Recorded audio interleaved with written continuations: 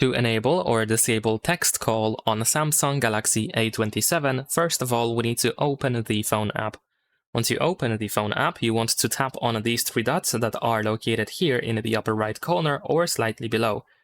So you want to go over here and go to Settings. Now here, you should be able to find text call option at the top, so let's go here.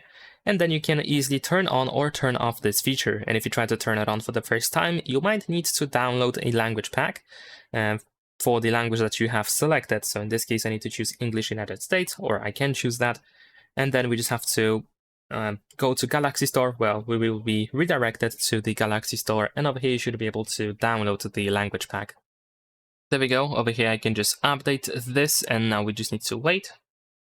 Once it is done, you should be able to just go back to Settings. So let's go back over here. We can now enable text call. Over here, we have the language, the voice, and also quick responses.